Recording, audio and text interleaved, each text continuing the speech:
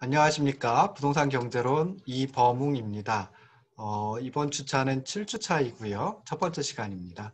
먼저 지난 시간에 했던 거, 6주차에 했던 거 다시 한번 살펴보도록 하겠습니다. 6주차에서는 그 부동산 거래세 부과의 경제적 효과에 대해서 수요 측면과 공급 측면을 나누어 가지고 살펴봤고요.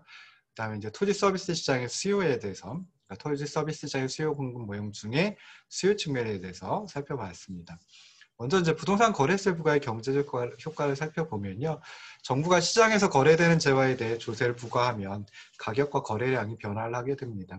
이에 따라서 조세 부담이 소비자와 생산자에게 배분이 되는데 이것을 조세 귀착이라고 얘기를 합니다.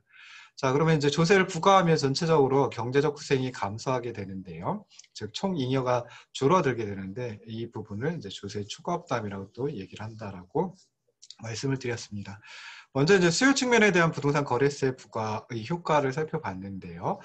신축 주택 시장의 수요 측면, 즉 소비자, 수요자에게 단위당 T1, 단위당 세액 T1의 거래세를 부과하는 경우를 가지고 살펴봤습니다. 그래서 수요 측면에 거래세를 부과를 하면 수요에 영향을 미쳐서 수요 곡선을 이동시킨다라고 말씀을 드렸죠. 그래서 정확하게 표현하면 이제 수요 측면의 거래세가 부과되면 각 수량 수준에서 소비자들이 지불하려고 하는 최대한의 금액, 즉 지불 의사 가격 한계 편익이 더 적어지기 때문에 수요 곡선은 단위당 세액 T1만큼 아래쪽으로 이동한다. 하방 이동한다. 좌측, 그래서 결과적으로 이제 좌측 이동한다라고 말씀드렸습니다. 그래서 이렇게 D0에서 D1으로 수요 곡선이 하방 이동, 좌측 이동을 했다라고 하는 경우 과세전 균형하고 과세후 균형을 비교해 보면 균형 가격은 P0에서 이제 그림을 보시면 PS1으로 하락을 하고요. 균형 거래량은 Q0에서 Q1으로 감소하는 것을 알 수 있습니다. 자, 이렇게 그 수요 측면에 부동산 거래세를 부과하면 소비자가 실제로 이제 정부에게 조세를 납부하게 됩니다. 그렇긴 하지만 실질적으로는 소비자와 생산자 모두 조세를 부담한다라고 생각해 볼 수 있습니다. 즉, 조세 귀착이라고 하는 측면에서는 소비자만 부담을 하는 것이 아니라 죄송합니다. 소비자와 생산자 모두 조세를 부담한다라고 생각을 해볼 수 있습니다. 그래서 생산자는 과세 전보다 낮은 가격 PS1을 받기 때문에 이제 생산자 잉여가 감소를 하고요. 소비자는 생산자에게 과세 전보다 낮은 가격 PS1을 치르긴 하지만 단위당 세액 T1을 포함한, 즉 세금을 포함한 실제 가격은 PD1, 즉 PS1에다가 단위당 세액 T1을 더해준 거 PD1만큼으로 높아지기 때문에 소비자 잉여가 감소한다라고 생각해 볼 수 있습니다. 조세가 부과되면 소비자와 생산자의 후생, 즉 소비자 잉여, 생산자 잉여가 감소하지만 늘어나는 게 있습니다. 정부의 조세 수입이 늘어나죠. 그래서 조세 부과가 경제적 후생, 즉 총잉여에 미치는 영향을 살펴보려면 두 가지 방법이 있는데요. 첫 번째는 과세 전 총잉여 그리고 과세 후 총잉여를 비교하는 방법이 있고요. 두 번째는 소비자 잉여와 생산자 잉여의 감소분 그리고 정부의 조세 수입 증가분 이것을 비교하는 방법이 있습니다. 과세전 균형은 이제 점 E0라고 살펴볼 수 있는데요. 자, 여기서 소비자 잉여는 삼각형 P0, F, E0가 되고요. 그 다음에 생산자 잉여는 삼각형 G, P0, E0가 됩니다. 그래서 총잉여는 삼각형 G, F, E0만큼이 됩니다. 근데 과세 후 균형점 이 원점에서 소비자 잉여는 삼각형 PD1, FA가 되고요. 생산자 잉여는 삼각형 G, PS1, B가 됩니다. 그리고 정부의 조세 수입이 이제 총이형이 포함이 되죠. 그래서 정부의 조세 수입은 사각형 PS1, PD1, AB만큼이 되고요. 따라서 결과적으로 총이역, 과세 후 총이역은 사각형 GFAB가 됩니다. 과세 전 총이역 삼각형 GFE0하고 과세 후 총이역 사각형 GFAB하고 비교를 해보면은 과세 전 균형에서의 총이역가 과세 후 총이역보다 더 크다라고 하는 걸 알 수 있죠. 그러니까 조세 부과로 인해서 총잉여가 줄어든다라고 하는 걸 생각을 해볼 수 있습니다. 마찬가지로 이제 두 번째 방법, 소비자잉여의 감소분, 생산자잉여의 감소분, 그놈들하고요. 그리고 정부의 조세 수입 증가분하고 비교를 해보면은 소비자잉여 감소분은 사각형 P0, PD1, A20가 되고 생산자잉여의 감소분은 사각형 PS1, P0, E0, B가 되는데요. 이 둘을 합친 게 정부의 조세 수입 사각형 PS1, PD1, AB보다 더 커지게 됩니다. 그래서 결국 조세가 부과되면 삼각형 BA20만큼 경제적 후생이 감소하게 되는데요. 이놈을 갖다가 조세 추가 부담이라고 줍니다. 그래서 소비자가 부담했고 생산자가 부담했는데 그것을 그것이 정부의 조세 수입을 초과했다라고 해서 조세 초과 부담이라고 하고요. 그 다음에 자중 손실이라고 또 부르기도 합니다. 이걸 영어로 데드앤 로스라고 얘기를 하고요. 그래서 결과적으로 조세부과는 우리 그 분석 대상이 되는 신축 주택 시장을 왜곡시켜서 경제적 자원을 비효율적으로 배분하게 만듭니다. 그래서 그런 의미에서 조세 초과 부담을 또 효율성 비용, 후생 비용 이렇게 이제 표현을 하시는 분들도 있습니다. 자, 두 번째 공급 측면에 대해서 부동산 거래세 부과를 했을 때 효과에 대해서 살펴볼 텐데요. 신축 주택 시장의 공급 측면, 즉 생산자 또는 공급자에게 단위당 세액 T1의 거래세를 부과한 경우입니다. 이 경우에는 이제 공급에 영향을 미치니까 공급 곡선을 이동시킨다라고 생각을 해볼 수 있죠. 그래서 좀 더 엄밀하게 생각해 보면 공급 측면에 거래세가 부과되면 각 수량 수준에서 생산자들이 받으려고 하는 최소한의 금액, 한계 비용이 커지기 때문에 공급 곡선은 단위당 세액 T1만큼 상방으로 이동한다, 즉 좌측으로 이동한다라고 생각해 볼 수 있습니다. 그래서 S0에서 S1으로 이제 상방 이동 또는 좌측 이동한다라고 생각해 볼 수 있는데요. 과세 전 균형하고 과세 후 균형 비교를 해보면, 그러니까 비교 정태 분석이 되죠. 균형 가격은 P0에서 PD1으로 상승하고 균형 거래량은 Q0에서 Q1으로 감소하는 것을 알 수 있습니다. 그래서 이 경우에도 실제 조세를 정부에 납부하는 주체는 이제 생산자이다라고 생각해 볼 수 있는데요. 근데 실질적으로는 소비자와 생산자 모두 조세를 부담한다라고 생각해 볼 수 있습니다. 그래서 소비자는 과세 전보다 더 높은 가격 PD1을 지불하기 때문에 소비자 잉여가 감소하고요. 생산자는 소비자로부터 과세 전보다 더 높은 가격 PD1을 받지만 세금을 정부한테 갖다 내야 되죠. 그래서 실제로 지불받는 가격은 PD1에서 단위당 세액 T1을 빼준 PS1이 됩니다. 그러니까 지불받는 가격이 과세 전보다 과세 후에 더 낮아지죠. 그래서 생산자 잉여가 감소한다라고 생각해 볼 수 있습니다. 그런데 조세가 부과되면 소비자와 생산자의 후생이 감소하지만 정부의 조세 수입은 증가를 합니다. 그래서 이때도 조세 부과가 경제적 후생, 즉 총이익에 미치는 영향은 두 가지 방법으로 측정을 해볼 수 있는데요. 첫 번째는 과세 전 총이익과 과세 후 총이익을 비교하는 방법. 그리고 두 번째는 소비자 잉여와 생산자 잉여의 감소분, 그리고 정부의 조세 수입 증가분을 비교하는 방법이 있습니다. 그래서 과세 전 균형점 E0점에서는 소비자 잉여가 삼각형 P0F E0, 생산자 잉여는 삼각형 G P0 E0이기 때문에 총잉여는 삼각형 GF E0입니다. 과세 후 균형점 E1에서는 소비자 잉여가 삼각형 PD1 FA이고요. 생산자 잉여는 삼각형 GPS1 B가 됩니다. 그런데 정부의 조세 수입이 또 있죠. 죄송합니다. 정부의 조세 수입은 사각형 PS1, PD1, AB만큼입니다. 그래서 이것들을 다 합치면 총잉여가 사각형 GFAB가 됩니다. 자, 두 번째 방법, 소비자 잉여 감소분, 생산자 잉여 감소분하고 세수를 갖다 정부의 조세 수입을 비교해 보면요. 소비자 잉여의 감소분은 사각형 P0, PD1, A20이고요. 생산자 잉여의 감소분은 사각형 PS1, P0, E0, B가 됩니다. 그런데 정부의 조세 수입은 사각형 PS1, PD1, AB죠. 그래서 결과적으로 보면 이 경우에도 마찬가지로 삼각형 BA20만큼 경제적 후생이 감소했다라고 생각해 볼 수 있고요. 소비자가 부담했고 생산자가 부담했는데, 즉 소비자 잉여가 감소했고 생산자 잉여가 감소했는데 이것이 정부의 조세 수입을 초과하더라 라고 하는 걸 이제 생각해 볼 수 있습니다. 그래서 마찬가지로 초과 부담이 발생하고 초과 부담의 크기도 마찬가지가 됩니다. 그래서 결과적으로 조세가 수요 측면에 부과되든 공급 측면에 부과되든 시장에 미치는 효과는 동일하다라고 생각해 볼 수 있어요. 그래서 과세 후 수요 가격, 그 조세 부과 이후의 수요 가격이나 공급 가격 차이가 없고요. 그다음에 거래량도 차이가 없습니다. 그리고 소비자 잉여 줄어드는 것, 소비자 부담, 조세 부담, 그리고 생산자 잉여가 줄어드는 것, 생산자의 조세 부담, 그리고 초과 부담, 이런 것들이 전부 다 동일하다라고 생각해 볼 수 있습니다. 그래서 이렇기 때문에 결국은 조세가 수요 측면에 부과되든 공급 측면에 부과되든 동일하다. 그러니까 시장에 미치는 효과는 동일하다라고 생각해 볼 수 있고요. 유일한 차이점은 누가 조세를 정부에 납부하느냐 하는 것입니다. 그래서 이렇게 해가지고 정말 종량세 형태로 부동산 거래세를 부과했을 때, 즉 수요 측면에 부과하든 공급 측면에 부과하든 시장에 미치는 경제적 효과는 동일하다라고 하는 건 이제 살펴봤습니다. 자, 그리고 이제 나서 진행했던 게 이제 시장 실패죠. 그래서 시장 실패는 시장 기구가 자원의 효율적 배분을 달성하지 못하는 상황을 얘기하고요. 시장 실패 원인으로는 크게 5가지, 불안정 경쟁, 외부 효과, 공공재, 비용 감소 산업, 불안전 정보 등을 원인으로 들고 있습니다. 그래서 뭐 이 부분을 제가 그냥 지난 주차, 6주차에 강의하면서 그냥 좀 조금만 이렇게 살펴보고 넘어갔는데요. 사실 하나하나 살펴보기엔 그 시간이 너무 많이 걸립니다. 그래서 조금씩 살펴봤는데요. 여기서도 간단하게 조금만 언급하고 넘어가도록 할게요. 그래서 불안정 경쟁이다라고 하는 거 먼저 생각을 해보는데요. 자, 기업의 이윤 극대화 조건은 MR 이퀄 MC입니다. 그래서 한계 수입이 한계 비용하고 일치할 때 기업의 이윤이 극대화된다라고 생각해 볼 수 있어요.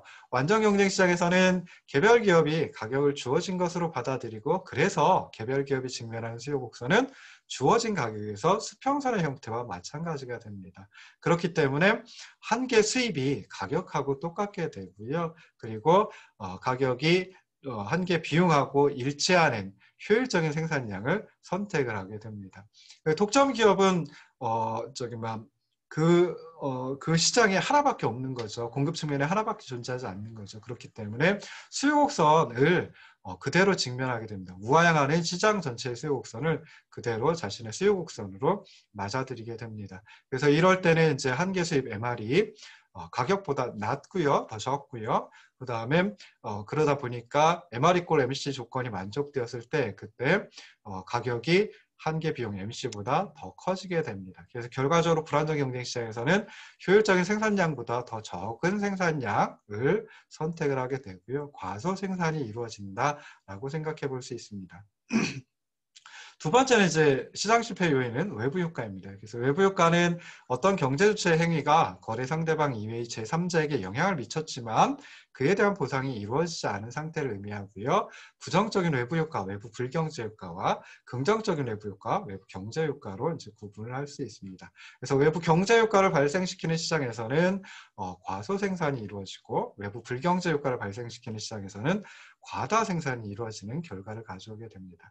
자, 세 번째 시장 실패 원인은 공공재였습니다. 그래서 공공재는 많은 소비자들이 동일한 양을 동시에 소비할 수 있고, 이런 특성은 이제 소비의 비경합성이라고 얘기를 합니다. 그리고 그 가격을 부담하지 않는 소비자들의 소비 행위를 배제하기 매우 어려운 이런 성질을 소비의 비배제성이라고 얘기를 하고요. 그래서 비경합성과 비배제성을 완벽하게 가지고 있는 재화를 공공재, 특히 이제 순수 공공재라고 얘기를 합니다. 그래서 공공재의 한계 편익, 사회적 한계 편익하고 사적 한계 편익 둘로 단지 구분을 해볼 수 있는데요.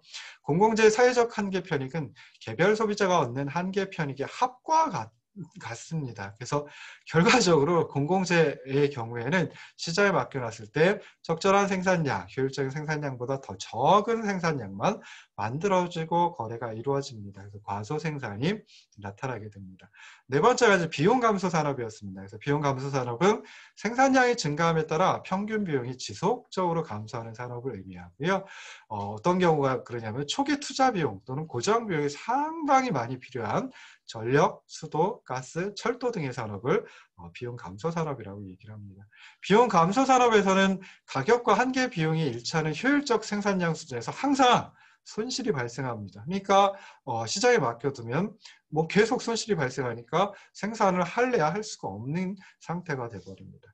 다섯 번째 시장 실패의 원인은 불안정 정보였죠. 그래서 불안정 정보는 자, 그 완전 경쟁 시장의 조건 중에 하나가 완전한 정보 조건이 있습니다. 그래서 개별 소비자와 생산자가 완전한 정보를 가지고 있고, 그다음에 그 정보를 토대로 합리적인 의사결정, 선택을 해야지 시장 기구에 의해서 자원 배분이 효율적으로 이루어지게 되는데요.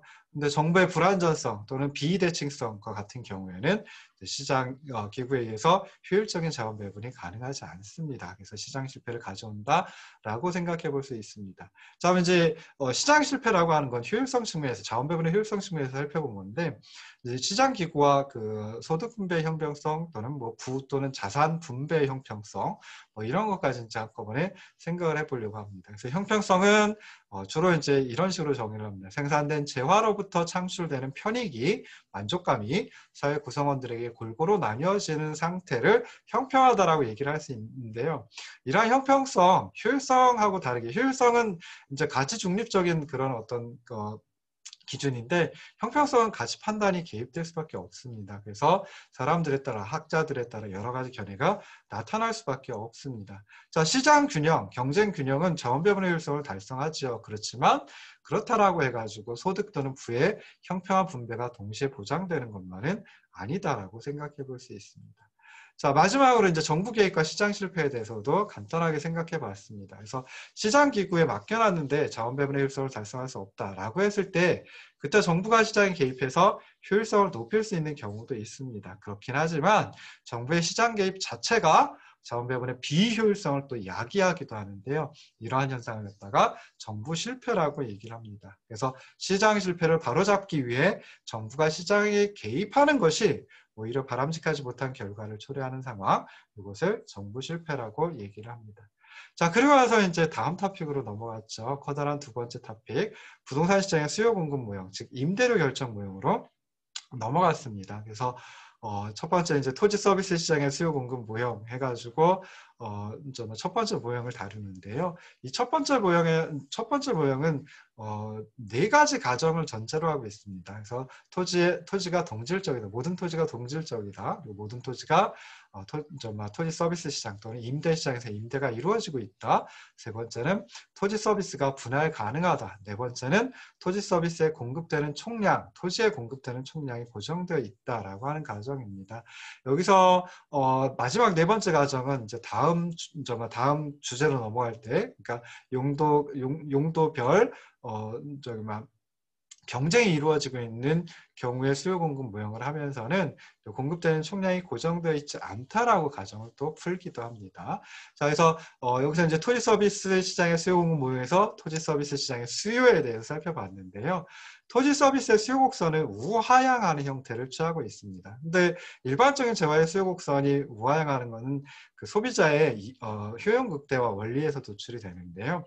토지 서비스 수요 곡선이 우하향하는 것은 기업의 이윤 극대화 원리로부터 도출이 됩니다. 그래서 기업의 이윤 극대화, 그러니까 기업이 이윤을 극대화하는 토지 서비스 구입량을 결정을 하는데, 주어진 생산물 가격, 그리고 다른 생산 요소의 가격, 기술 수준의 제약 조건 하에서 이런 것들이 주어져 있다라고 했을 때, 각각의 임대료 수준에 따라 가지고 이윤을 극대화해주는 토지 서비스 구입량을 결정을 합니다. 그렇게 구해낸 임대료와 구입량, 요 조합들은 이제 수요 곡선을 이루게 되는데요. 결과적으로 수요 곡선은 우하향하는 형태로 나타나게 됩니다. 기업의 이윤 극대화 문제를 갖다 먼저 생각해 봤는데요. 길게 생각해 봤습니다. 근데 여기서 중요한 거, 토지의 한계 생산물 MPL이라고 하는 거, 그리고 토지의 한계 생산물 가치 VMPL이라고 하는 것은 꼭 기억을 해두시면 좋을 듯 싶습니다. 그래서 토지의 한계 생산물 MPL은 토지를 한 단위 더 투입했을 때의 추가적인 생산량을 의미하고요. 토지의 한계 생산물 가치 VMPL은 토지를 한 단위 더 투입했을 때 얻는 추가적인 수입을 의미합니다. 그래서 VMPL, 토지의 한계 생산물 가치는 생산물의 가격 P에다가 토지의 한계 생산물 MPL을 곱해준 것과 마찬가지다라고 하는 것도 기억을 해두시면 좋을 듯 싶어요. 그래서 결과적으로 기업은 노동, 토지 등의 생산 요소의 한계 생산물 가치, 토지만 가지고 보면 토지의 한계 생산물 가치, 즉 VMPL과 그리고 생산 요소 가격, 토지의 가격, 토지 서비스의 가격, R이 같아지는 투입량 선택하면 그때 기업이 이윤이 극대화된다라고 생각을 해볼 수 있어요. 자, 그런데 여기서 이제 VMPL이라고 하는 토지의 한계 생산물 가치는 토지의 투입량이 증가함에 따라서 점점 감소를 합니다. 그래서 그 이유는 이제 한계 생산물 체감의 법칙 또는 한계 생산 체감의 법칙이라고 불리우는 현상 때문에 그러는데요. 이 한계 생산물 체감의 법칙은 다른 생산 요소의 투입량을 고정시켜 놓고 오로지 한 생산 요소의 투입량, 여기서 토지가 되겠죠. 그래서 토지의 투입량을 증가시킴에 따라 토지의 한계 생산물 MPL이 점점 더 작아지는 현상을 의미합니다. 그렇기 때문에 토지의 한계 생산물 가치 곡선도 우하향한다라고 생각해 볼 수 있습니다. 그래서 토지의 한계 생산물 MPL은 점점 더 감소하는 체감하고요. 생산물 가격은 생산물 시장에서 결정돼 가지고 이 기업에게 주어지거든요. 그러니까 생산물 가격 P에다가 토지 한계 생산물 MPL을 곱해준 한계 생산물 가치 VMPL도 이것도 토지의 투입량 증가시킴에 따라 점점 더 줄어든다라고 하는 거 41쪽의 윗그림에서 이제 살펴볼 수 있습니다. 자, 그러면 이제 마지막으로 토지 서비스 시장의 수요 곡선, 토지 서비스 수요 곡선을 도출을 해야 되는데요. 자, 41쪽의 아래 그림 가지고 이제 생각을 해볼 수 있습니다. 그래서 토지 가격, 여기서 토지 서비스의 임대료죠. 토지 서비스의 임대료가 R0로 주어지면 그때는 기업이 이윤을 극대화하기 위해서 L0만큼의 토지 서비스를 구입하여 투입하려 합니다. 그래서 만약에 L0보다 더 적은 L1만큼의 토지를 구입해서 생산 과정에 투입한다라고 하면 그때는 토지를 한 단위 더 투입해서 해서 얻을 수 있는 수입 VMP1 그리고 토지 구입에 소요되는 비용은 R0인데요. R0가 즉 토지 구입에 소요되는 비용이 토지를 한 단위 더 투입해서 생산하여 얻을 수 있는 수입 VMP1보다 더 적어지게 됩니다. 그러니까 토지를 한 단위 더 투입하면 이윤이 더 커지게 되죠. 그러니까 이 상태는 이윤이 극대화된 상태가 아니고요. 이윤을 극대화하기 위해서는 L1에서 토지를 한 단위 더 투입하는 그런 쪽으로 움직이는 게 바람직하다라고 생각해 볼 수 있습니다. 그래서 결과적으로 L0까지 가면 더 이상 토지를 한 단위 더 투입하지 않아도 되는 거죠. 자, 두 번째 이제 L0보다 더 큰 토지의 투입량 L2이다라고 하면 그때는 토지를 한 단위 덜 투입하면 그때는 이제 수입이 줄어들겠죠. 근데 줄어드는 수입의 크기가 VMP2가 되고요. 토지를 한 단위 덜 구입하니까 비용을 절약할 수 있는데 그게 R0가 됩니다. 근데 이때 절약되는 비용 R0가 잃게 되는 수입 VMP2보다 더 크거든요. 오히려 토지를 한 단위 덜 투입했을 때 이윤이 증가한다라고 생각해 볼 수 있고요. L2, 그러니까 토지 서비스 임대료가 R0로 주어져 있을 때 L2는 이윤을 극대화해주는 이윤을 극대화해주는 토지의 투입량이 아니다라고 생각해 볼 수 있어요. 여기서 한 단위를 덜 투입하고 해서 결국 L0만큼 투입을 하게 되면 그때는 이윤이 극대화된다라고 생각해 볼 수 있습니다. 그래서 결과적으로 임대료가 R0로 주어지면 그때는 L0만큼의 토지를 구입해야 이윤이 극대화되는데 결과적으로 보면은 토지의 한계 생산물 가치 VMPL과 그리고 토지 서비스의 임대료 R이 같아질 때 그때 이윤이 극대화된다라고 하는 걸 생각하시면 좋을 듯 싶습니다. 자, 그러면은 임대료가 변화하면 이윤을 극대화해주는 토지 구입량, 토지 투입량도 변화를 하겠죠. 그래서 임대료가 R0에서 R1으로 상승한다라고 하면 그때는 토지의 투입량, 이윤을 극대화해주는 토지의 투입량 L0에서 L1으로 감소를 하고요. 그 다음에 임대료가 R0에서 R2로 하락을 하게 되면 그때는 이윤을 극대화해주는 토지의 투입량, 구입량이 L0에서 L2로 증가한다라고 생각해 볼 수 있습니다. 그래서 토지 서비스의 수요 곡선은 결국 토지의 한계 생산물 가치 곡선, 즉 VMPL 곡선하고 마찬가지이다라고 하는 걸 43쪽의 그림에서 42쪽의 그림에서 찾아볼 수 있습니다. 자, 그러면 마지막으로 토지 서비스 수요량에 영향을 미치는 요인들을 살펴봤는데요.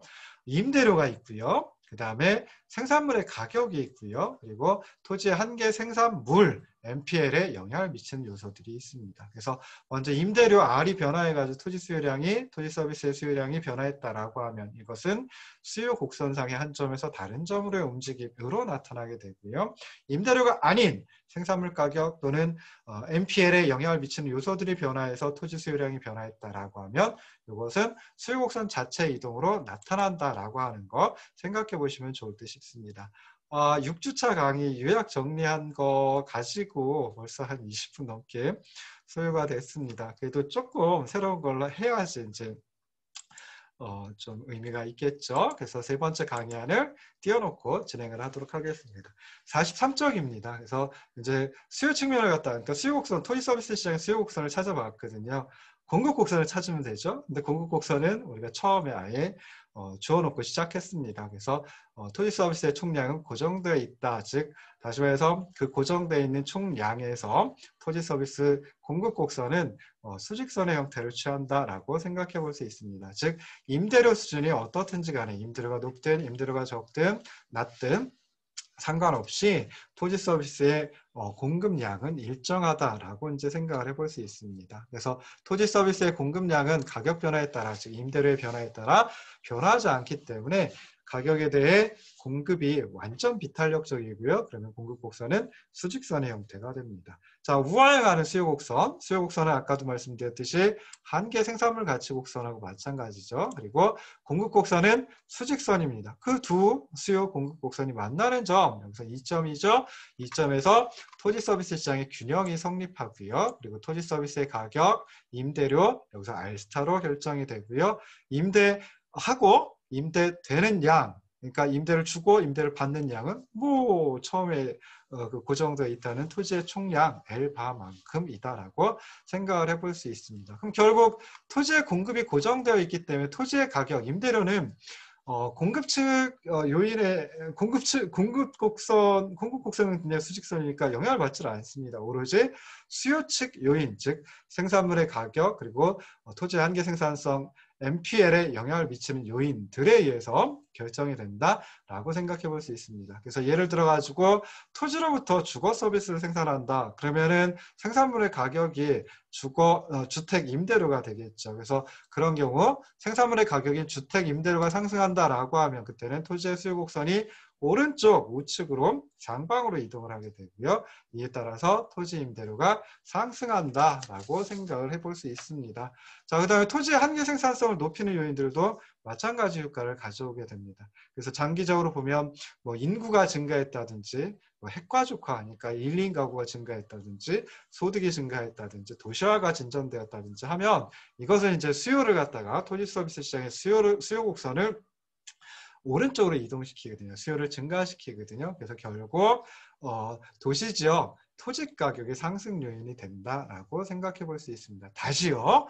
장기적으로 보면 인구 증가, 그다음에 1인 가구 증가, 소득 증가, 도시화의 진전 이런 것들은 주택 가격, 즉 생산물의 가격인 토지 서비스를 이용해 가지고 만들어내는 생산물의 가격, 즉 주택 가격을 상승시키는 요인이기 때문에 결과적으로 도시적 토지 가격의 상승 요인이 되기도 한다라고 하는 거 생각을 하시면 좋을 듯 싶습니다. 자, 그럼 이런 그 토지 서비스 시장 모형이 일반적인 재화 시장하고는 어떤 차이가 있을까? 뭐 그런 것도 이제 정말 생각을 해봐야 되겠죠. 그래서 어떤 좀 차이가 있는지 보면은, 자, 토지 서비스 시장에서는 토지의 가격이 오로지 수요 측 요인에 의해서 결정이 된다라고 생각해 볼 수 있습니다. 그럼 토지를 공급하는 측면, 즉 토지 소유자들은 가격이 높든 낮든, 임대료가 높든 낮든 그냥 고정된 보유 토지, 보유하고 있는 토지를 모두 임대를 내어놓는다라고 생각해 볼 수 있어요. 그래서 균형 임대료가 너무 낮아가지고 다른 경제주체에게 임대하지 않고 토지 소유자가 직접 사용을 할 수도 있죠. 또는 그냥 아예 토지를 방치할 수도 있어요. 그래도 결국 균형 임대료 수준에서 자기 자신에게 임대해 주는 것하고 이제 마찬가지다라고 생각해 볼 수 있습니다. 자, 그래서 결과적으로 보면은 공급 곡선이 우상향하는 수요 공급 모형이다라고 하면 그때는 가격이 높아지면 공급자들이 공급량을 더 확대를 하거든요. 그러려면 생산이 더 많이 이루어져야 되겠죠. 그래서 이런 식으로 생산을 유도하지만은 공급이 지금 토지 서비스 시장 모형처럼 완전 비탄력적이다라고 하면 그때는 가격의 공급 확대 기능이 없다라고 생각해 볼 수 있습니다. 그래서 결과적으로 봤을 때 수직선 형태의 공급 곡선은 가격이 0 이상이면 토지 소유자들이 토지를 모두 임대할 의사가 있음을 의미한다라고 생각을 해볼 수 있고요.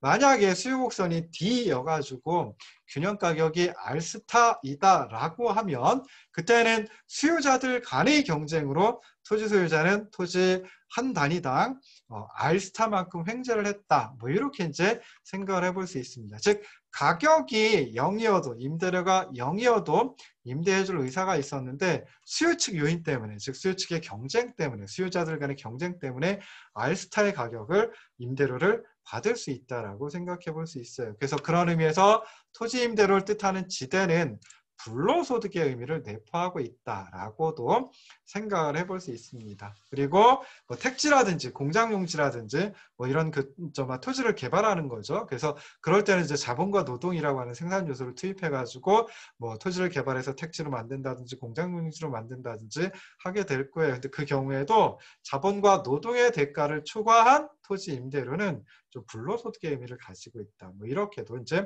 생각을 해볼 수 있습니다. 만약에 이제 단기이다라고 하면 그때는 토지 개발에 투입된 자본과 노동 모두 다 기회비용의 의미가 아니라 매몰비용의 의미를 가지게 되거든요. 그래서 토지 임대료 전체가 불로소득이다. 뭐 이렇게까지도 주장을 해볼 수 있습니다.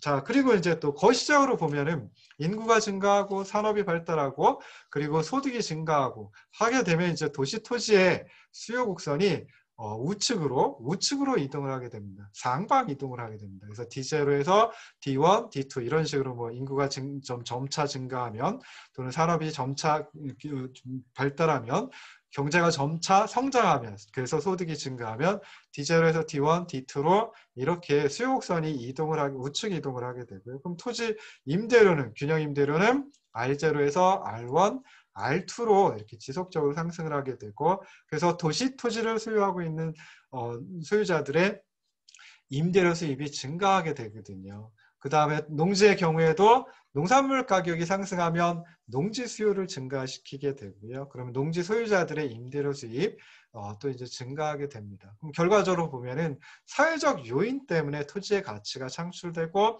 그리고 시간이 흐름에 따라서 이 가치가 높아지는 혜택을 오로지 토지 소유자들이 독차지하게 된다. 그러니까 이건 불로소득이기 때문에 사회적으로 환수하여야 한다라고 하는 주장도 어느 정도 일리가 있다라고 생각해 볼 수 있습니다. 그렇긴 하지만 토지 가격은 공급량에 영향을 주지 못해요. 그렇긴 하지만 여전히 토지 가격은 수요를 조절해 가지고 자원을 효율적으로 배분하는 그런 역할을 수행한다라고 생각해 볼 수 있습니다. 그래서 보다 많은 사람들이 보다 넓은 토지를 이용하고자 한다라고 하면 그때는 수요곡선이 우측 이동 또는 상방 이동을 하기 때문에 토지 임대료가 상승을 하겠죠. 그러면 이렇게 높아진 토지 임대료는 토지에 균형 임대료 이상의 가치를 부여하는 수요자들에게만 배분을 하고요.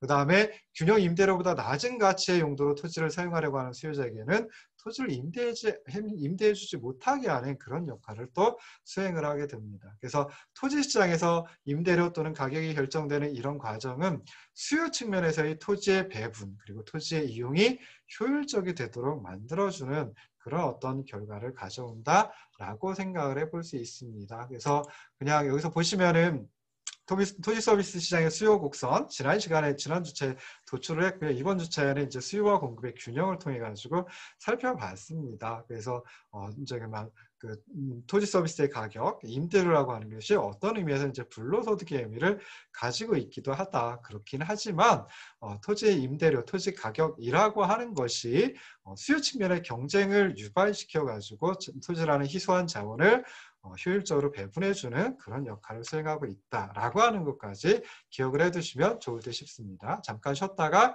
다시 돌아오도록 하겠습니다.